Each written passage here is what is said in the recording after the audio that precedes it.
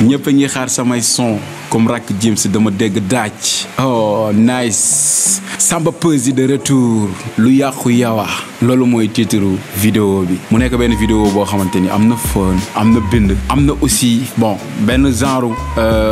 flow boo xamante ni Samba mu ngi ciy rabe son bi pour montre gars yi li may def kenn mënu ma koo tee def moo tax mu titre son bi lu yàqu yawa loolu c'est-à-dire que daf ko adressé waat boppam ndax gars yi ku nekk ñi ngi wax naan Samba Peuzzi moo yàqu ndaga jàppal lii jàppal laa xam nga loolu la gars yi doon wax mais moom day woon gars yi ni man lu ma yëg laay def seen wax yi mënul tee li may def dama koy def yéen a ngi wax man maa ngi job di am ay millions de vues am naa ñaanu waajur aussi mu def benn geste bu nice boo xamante ni vidéo yi dugaloon naa ko ci chaîne bi ñëpp gis nañ ko jamono yi nga xam ni mbënd bi am na jëndal na waa ko ñoom lu tolloog 5 pompes te defe naa ni gis nañ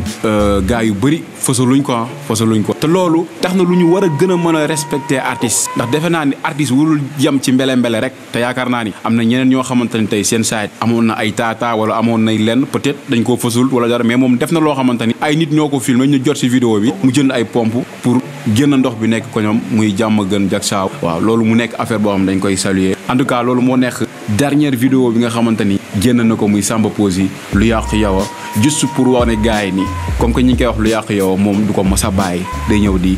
fësal day ñëw di def li mu fiil lu mu yëg parce que li muy def nii ñu ngi ci gis boppam bu baax a baax vidéo bi nice na xam nga am na commit am na fecci aussi beat bi nice prod par Karabali nice yaa ngi si dégg guitare yi xam nga daf lay yóbbu gauche droite en tout cas gars yi dama leen ngeen seetaan ko disponible na ci plateforme yëpp ak ci compte YouTube am Samba Peuzzi gars yi ñu jàll ci deuxième info Lo Bes nekk benn rappeur boo xamante ni talent kese la from Bawol side mu génn benn EP boo xamante ni balaa suba di jot moom nag dafa bokkoon ci benn compétition boo xamante ni jaafari moom moo koy def chaque année muy 16 bars première édition bi moom moo ci bokkoon ak ñeneen moom mu ñëw jël ko mu nekk benn projet boo xamante ni jaafari dañ lay wax big respect ndax teg benn business yombul moo tax bi Lo Bes jëlee final bi si la ko produire génn la ko EP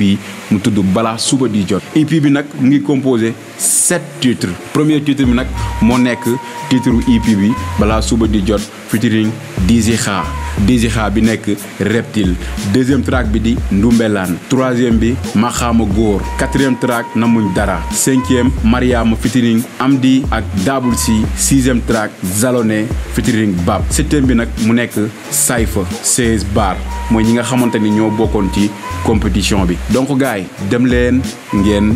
déglu ko mi ngi ci compte YouTube am ak ci plateforme yi yëpp disponible na fa bu ngeen demee YouTube ngeen tapé Lo Bes di ngeen fa fekk EP bi yëg muy lien bi ngeen di gis ci kaw dem la ngeen cliquer ngeen déglu ko te j'espère que di ngeen ci am lu ngeen yëg ndax EP bi dafa graaw ci côté spirituel côté love côté rap lépp mu ngi ci EP bi encore une fois Jaafari respect Bawol Vision underwork ci job bi nga xamante ni def nga ko ci EP bi ak expérience la Requesens Record ak Fantasy Studio big respect gars yi job bi nice na juste je vous rappelle gars yi lien bi ngeen gisaa ci kaw dem leen ngeen déglu EP bi nice na trop